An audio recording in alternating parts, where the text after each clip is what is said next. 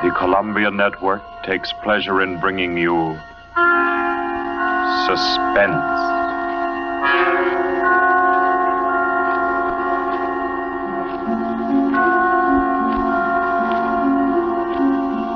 Suspense.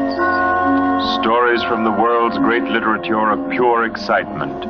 A new series frankly dedicated to your horrification and entertainment. Week by week, from the pick of new material, from the pages of best-selling novels, from the theater of Broadway and London, to the sound stages of Hollywood, will parade the most remarkable figures ever known. CBS gives you Suspense.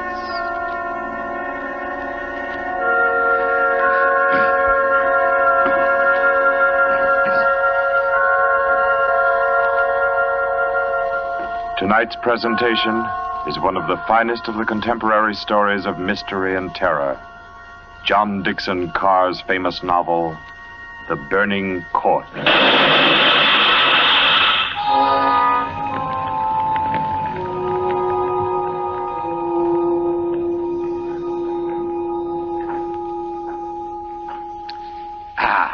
A glass of sherry by the fireside of a beautiful suburban home. What could be more comforting? You're an admirable host, Mr. Depard, and it's really a shame our first meeting is under such a cloud. It's also a shame I have so little time to tell you which one of your guests here murdered your uncle last week.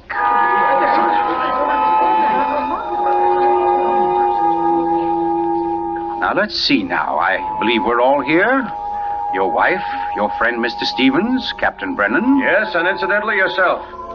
Just who did you say you were? Well, no wonder you've had so much difficulty with the case, Captain. My name is Cross, Gordon Cross, the writer. As a matter of fact, it's because of my just completed book, Poisoning Throughout the Ages, that I happen to be here now. And Ted Stevens there happens to be a member of the firm which publishes my work. I'd never seen him until tonight, but I've been told what happened. This afternoon, he began reading my manuscript for the first time on the train. The commuter's train, which every afternoon deposits him safely and soundly here in Crispin. I imagine he was halfway home by the time he finished the first chapter. Then he turned a page. Attached to the following leaf was a picture. And looking at it, the young man stiffened suddenly and all but cried out in shock. It was a picture of a young woman, and under it had been printed, famous poisoner Marie Dobré, 1676. Ted Stevens was looking at a picture of his own wife.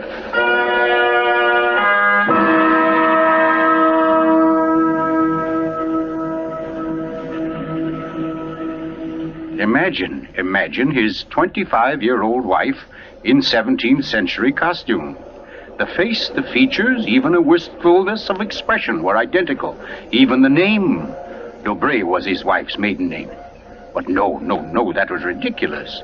This woman in the picture was, well, one of his wife's ancestors. Yes, that was it.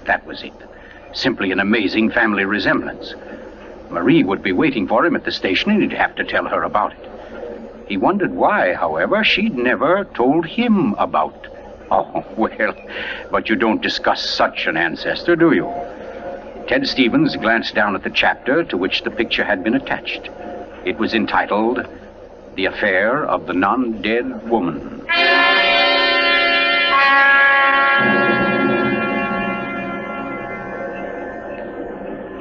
Hello, Ted. Stevens was almost jolted from his seat. It was Dr. Weldon, professor of English at the college, an old friend of his. Quickly, he thrust the picture beneath the manuscript and moved over. Hi, I didn't see you, Doc.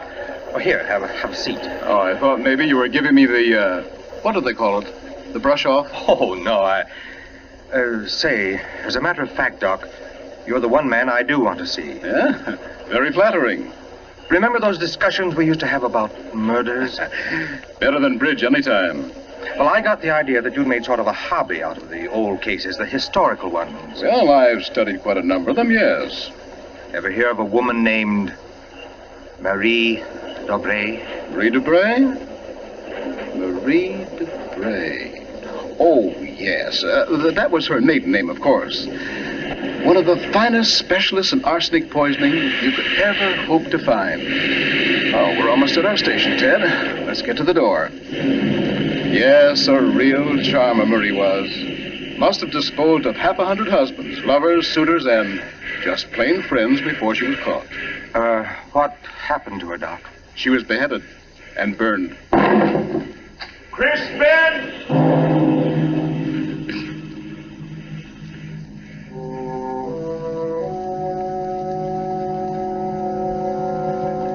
Oh, absurd, laughable.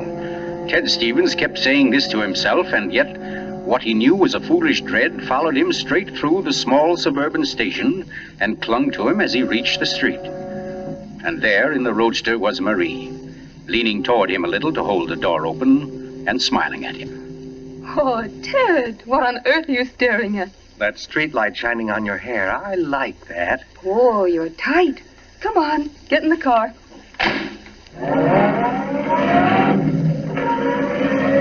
Then, like a wisp of smoke, it was gone. The whole ridiculous fear, the delusion.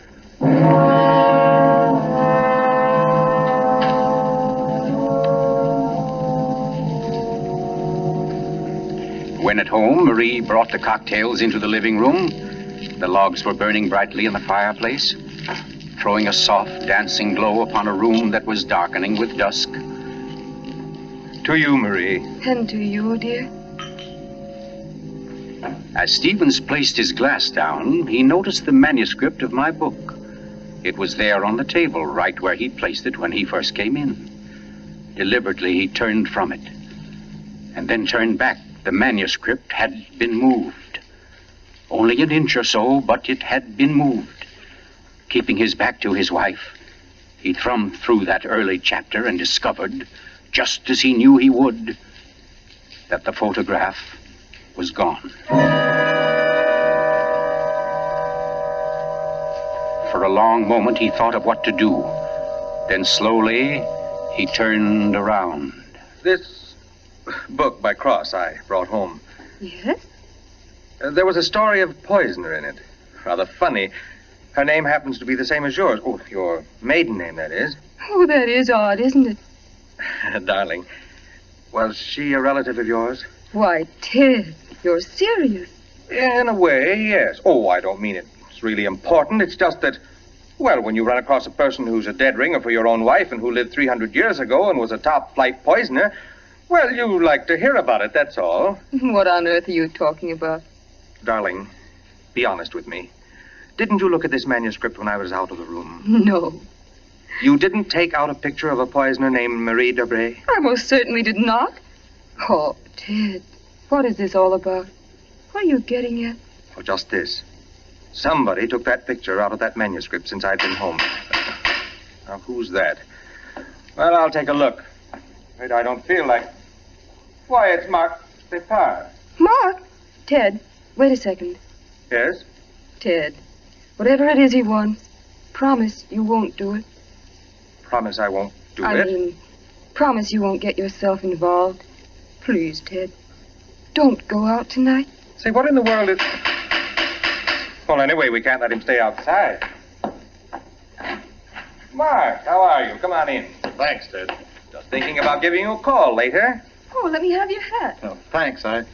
Marie, I hope you'll excuse me for popping in like this, but, well, I wanted to talk to Ted. It's rather important. Oh, I don't mind at all. Come on, Mark, we'll step into the library. Oh, you mind, dear? Of course not, Ted. I'll be making the sandwiches for her. Oh, grab that chair in the corner, Mark. Well, let's hear it. What's the trouble? Ted, my Uncle Miles was murdered. Murdered? Oh, the talk hasn't reached you yet, but it's already started.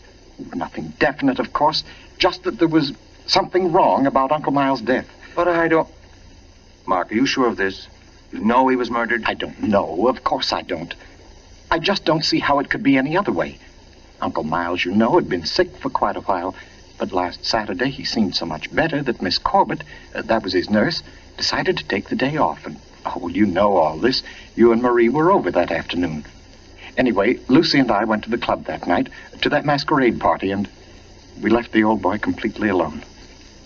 I've cursed myself 1,000 times since. But what about your housekeeper, Mrs., what's her name? Henderson. Wasn't she around? Oh, sure. In that little house out in back. We told her to look in now and then, but, well, that wasn't good enough. It was after midnight when Lucy and I got back. Uncle Miles was dying. Ted, it looked exactly like one of his regular attacks, but then later, after he was gone, I happened to glance under the chest of drawers in his room. There was a small silver cup under there, almost drained, and Uncle Miles' cat. The cat was still warm, but quite dead. Oh. I managed to get the cat out of the house and buried without anyone seeing me. Next day, I had the contents of the cup analyzed. It was poison? Yes. Arsenic.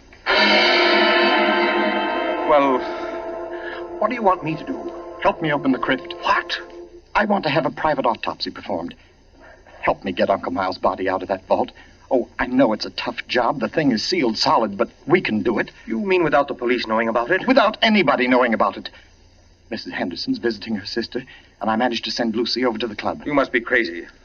You're playing with dynamite, Mark.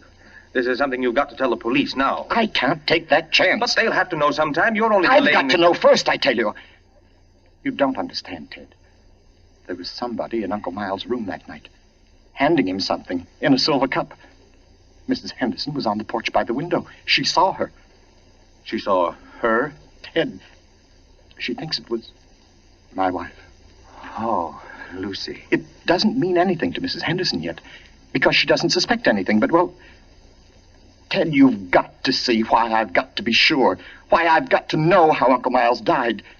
Because it wasn't Lucy, Ted. I know it wasn't. Of course not, Mark. She had an alibi. Well, she was with you at the club, wasn't she? Yes. Except for half an hour. I see. You'll help me, won't you, Ted? When do we start? As soon as you can make it. Okay. Come on now. I'll get your hat. You trot on ahead, and I'll come over as soon as I can see Marie. You're not going to tell her about this. Of course not. I'll think of something. Don't you worry about it. No, thanks, Ted. Thanks a lot. Marie? I'm coming. Darling, Mark asked me to... I know, Ted. Here. You better take these sandwiches with you. You'll be hungry. But you knew I was going out? Yes, I knew. You listened to us? I couldn't help it, Ted. I had an idea what Mark's visit was about. The talk about his uncle's death. There's a lot of gossip about it in the village. That's why I tried to tell you. Why I didn't want you to get mixed up in it. But it's too late now, isn't it? I mean, you're going. I can tell by the way you look. Ted, wait a second. There's just one thing I want to tell you before you leave. And that is that no matter what happens, no matter what you find or think or believe, I love you. You'll remember that, won't you? I'll remember you said so, Marie.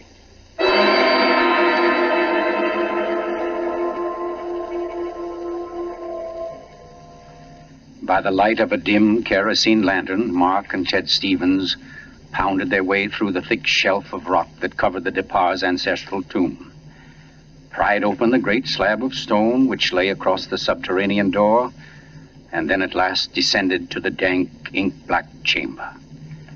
They found the coffin. They dragged it from its crypt and placed it on the cold stone floor. They unclamped the lid and opened it. Mark, it's empty. What? That's impossible. It can't be. But it is, Mark. You know what this means? That body wasn't in this coffin when it was placed here. I'll swear it was, Ted. From the time that coffin was closed on Uncle Miles, somebody, the undertaker or Lucy or me, somebody was with it until it was buried. And the crypt was sealed right after. Then somebody beat us to it. Somebody's broken in here ahead of us. Broken in? Listen, Ted. Lucy and I have hardly left the house since the funeral. Do you think anybody could break in here, smash through that stone and cement without our seeing them or without our hearing them? Well... What? Well, you might as well come on out then. What? Who was that? Me, Mr. Depard, up here. My name's Captain Brennan. I'm from the office of the Commissioner of Police. From the... Like to talk to you if you don't mind, Mr. Depard. Here, follow my flashlight up. But I don't understand. How How did you know about this? By listening, mainly. You mind if we go up to your house, Mr. Depard? Why, no. Not at all. Oh, thank you. Oh, Freddie. Look here, Captain.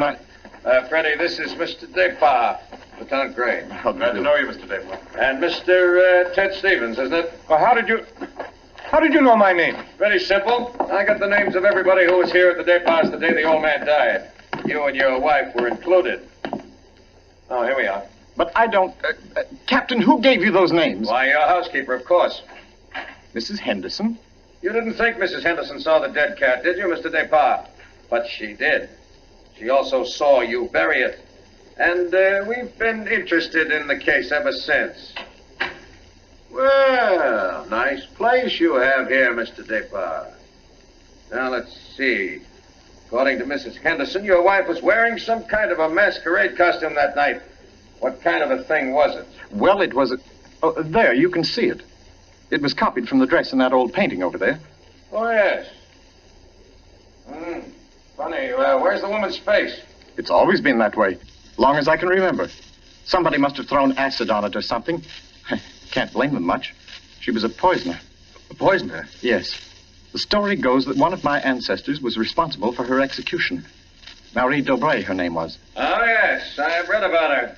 Learned all her poison tricks from one of her lovers, guy by the name of Godin Secroix. Oh, yes, Mr. Stevens. We cops read now and then. Did you say Godin Secroix? That's French. We call it cross. Absolutely no limit to a cop's education, is there? But to get back to your wife, Mr. Depard, she was dressed like the famous Marie. Now, when Mrs. Henderson looked through that window... Just a minute, Captain. Mrs. Henderson can't prove she saw a thing, and you know it. What do you mean? I mean you haven't any right to insinuate that my wife was in that room. Well, who's insinuating? I'm trying to say that Mrs. Henderson, after thinking it over, realized she was tricked by the costume. The woman she saw in the funny clothes, handing the cup of poison to your uncle, wasn't your wife at all. What? Because your wife is an unusually tall young woman. And the one Mrs. Henderson saw was fully half a head shorter.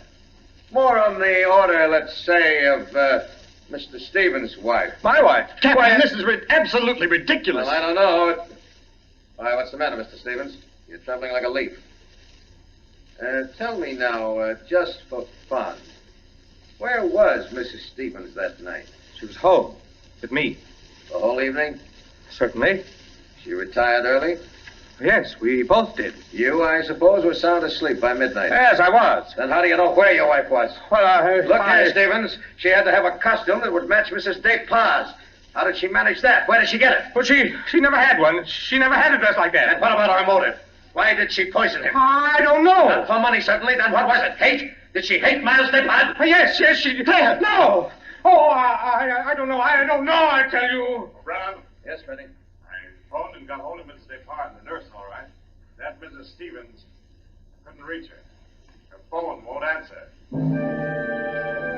Okay, have her picked up. I'm going home. Stevens, come back here. I'm going to get my wife. Want me to stop him, Brennan? No, go.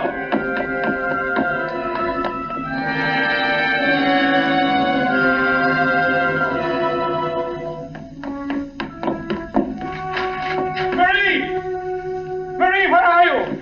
It's Ted. Marie, what have you done? Maria.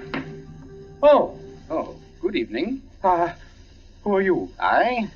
My name is Cross. Godin Cross. Cross? Where's my wife? What have you done to her? You fiend, what have you done to my wife? Why, nothing at all, young man. Here, sit down. You're lying. Something's happened to her. The police just phoned. There wasn't an answer. Why are you here? Why am I here? Well, because your wife, reading my chapter on the Dobrays, realized I knew more about the family than even she did. Because she found my phone number on the front cover of the manuscript. And because I know an exceptional case when I hear one. Does that answer your question? No, and you know it doesn't. Can't you see I've got to know whether... Yeah, I see. Whether your wife is that Marie Dobray, who was burnt. Burnt by order of the High Tribunal for all poison cases. The burning court of France. Witchcraft, black magic. The world across the threshold. You're quite sure, no doubt, also, that I'm Godin Saint Croix, who first wooed her. No, my boy. No, my real name happens to be, of all things, Tom Simpson. Most unsuitable for a distinguished writing career. And Marie Dobray is no more your wife's real name than mine is Gordon Cross. What? Your esteemed wife was an adopted child, Mr. Stevens, adopted by people in Canada named Dobray, remote members of the real family of poisoners. I can't believe it. Oh, why didn't she tell me? Why? Because until I told her half an hour ago, she didn't know it herself. You see, in the course of my research on the family, I found out about it. And in the course of talking with your wife, I found out something else. How for years she was haunted by the fear that she might be a poisoner by inheritance, by blood. And you can see, can't you, why she never talked about it, her past to you? Yes. And yet, Mr. Stevens, you had all but made her forget that past. You. And that's why she was willing to lie, to steal a picture, do anything, in order to hold you to her. Yes, I see that now. You know, young man, I rather think she loves you. But as you will see, though, she comes only when I call her. Mrs. Stevens? You mean she's... Yes, Mr. Cross. Marie, it's you. You're all right? Oh, yes, dear. We're both all right now, and nothing can change it, ever. Marie, listen. Don't say Marie, dear. Say Maggie. Maggie? Oh, that's my name, my real name. Maggie McTavish. And it's a lovely name, dear. The most beautiful, gorgeous... Darling, please. You don't understand. The police, they think you had something to do with Miles' death. They think I did. So, now, Mr. Stevens, before we go back to the Depas, don't you think you'd better tell me everything that's been said and done up to date? Having just saved your wife's soul from the burning court, now I'll wrest her body from the electric chair.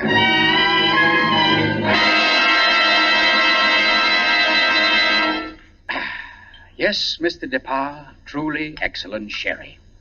Don't you think so, Miss Corbett? Yes, it's very nice. Well, that, ladies and gentlemen, is how I happen to be here. So let us consider first that supernatural hocus-pocus in the crypt. That body that walked out of the sealed tomb. That body that never was in the tomb. Never was in the tomb? No, Mr. Depas. The murderer knew that very soon Mrs. Henderson's story would bring about an investigation. He had to get rid of the well-known corpus delicti. Yes, but who could have kept the body out of the tomb? Who, Mr. Depas? Why, you, sir. What? I don't understand. Well, it's very simple. You had the opportunity. I believe you said yourself you were alone with the body before the burial. And you had the strength. I dare say you carried it down to the furnace, where it's now probably nothing but ashes. Ridiculous. Why would he spend an hour smashing into a crypt for a body he knew wasn't there? Why, Captain? To impress Mr. Stevens, his witness. And also, apparently, you. Oh, that's perfectly fantastic. Fantastic? Oh, no, Lucy. Just comic. And I suppose, Mr. Cross, that I also put on a woman's masquerade costume, went into my uncle's room and handed him a nice cup of arsenic. No. That had to be done by a woman. Your accomplice, as matter of fact. Oh, now, come. You mustn't all look at Mrs. Depas, because Mark Depas's one noble act was his frantic effort to prevent his wife from being charged with the crime. A crime which he and Nurse Myra Corbett committed. Myra Corbett? Why, you... Yes, sir. Yes, Mr. Stevens, this quiet little lady beside me. Why would I do such a thing? Money, Miss Corbett. A cutout of Mark Depas's inheritance. Payments for services rendered. That's an absolute lie, Cross. You see, ladies and gentlemen, Captain Brennan never bothered to check Miss Corbett's whereabouts on the night of the murder. Why even think of the nurse? She was the custodian of the old man's health. Oh, you're crazy. And yet who but a nurse could so naturally offer the old man a cup? A cup he was sure contained medicine. You're making it up. The whole thing, you're just And making it who up. but Miss Corbett, living right here in this house, would know what kind of masquerade dress she must copy, would know when Mrs. Henderson would pass the window that night, pass and see her, and accept her, she hoped, for Lucy Depas. No, that's not true. Oh, I didn't yes, do Miss it. Corbett. Yes, I Miss didn't Corbett, do that it. dress I was the didn't touch do that it. wrecked you. That was your own idea, wasn't it? Not Mark's. You weren't content with a mere murderer's share of the profits. You wanted a wife's share, half of the whole estate. You wanted Lucy Depas convicted and out of the way for good. Well, I give you a toast, Miss Corbett, with Mr. Depas's excellent sherry. To a particularly ruthless poisoner. And yet, you know, on the whole, I'm rather partial to female poisoners. Why, only tonight I...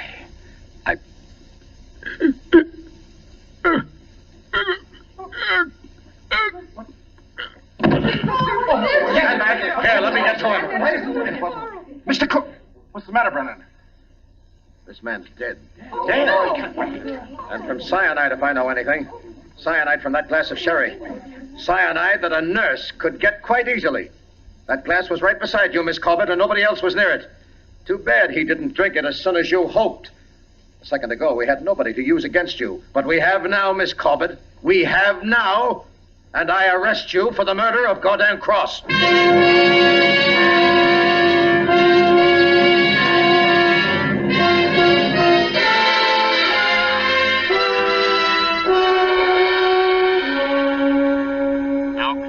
Months ago that the prominent author was murdered, and tonight Myra Corbett pays with her life for that crime. The former nurse, at first protesting her innocence, in recent Yes, weeks has grown... I'm in here, dear. Oh. I thought you might... Oh, what did you cut it off for? Huh? What do you mean? The radio. Oh, yeah, well, I thought you wanted to talk. Oh, Ted, don't you think I know you better than that? What was on the radio? Well, there wasn't any... Okay. It was about Myra Corbett. She goes to the chair tonight. Oh. I didn't think you wanted to be reminded. I don't, really. But making such an effort to hide it only keeps it alive, doesn't it? All right, darling. Know what I came in to ask? If you wanted a cocktail before dinner? The largest one you've got. Fine. I'll get out the ice cube. I know. If I'll fix up the fire. Okay, Maria. A deal. Where are some papers to start it? Right there by the bookcase. And the name's not Marie. It's Maggie. Because, darling, Marie's dead and gone forever.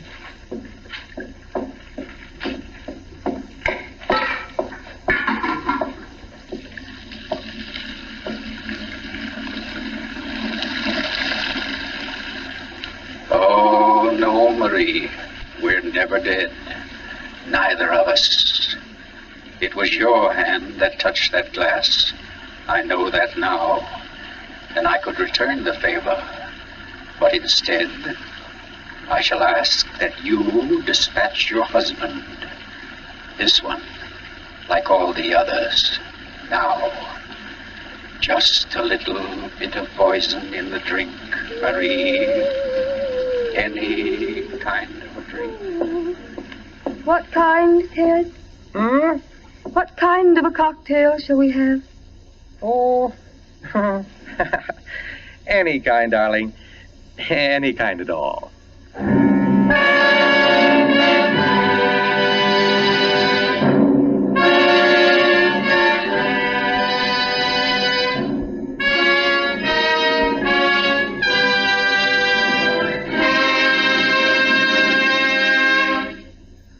You've just heard The Burning Court from John Dixon Carr's famous novel, the first in Columbia's new series of outstanding classics and chills by world-famous authors.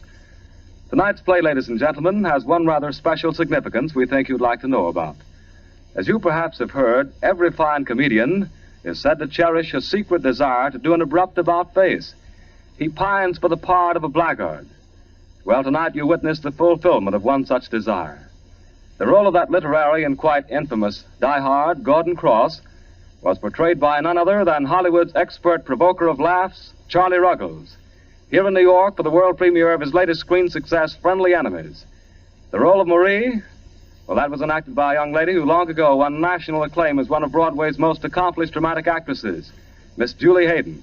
Thank you, Charlie Ruggles and Miss Julie Hayden, for your splendid performances. The play tonight, as all plays in this series, was produced and directed by Charles Vander, written by Harold Metford and scored by Bernard Herrmann. Next week, we bring you an intensely exciting and moving drama, The Life of Nellie James. This is the Columbia Broadcasting System.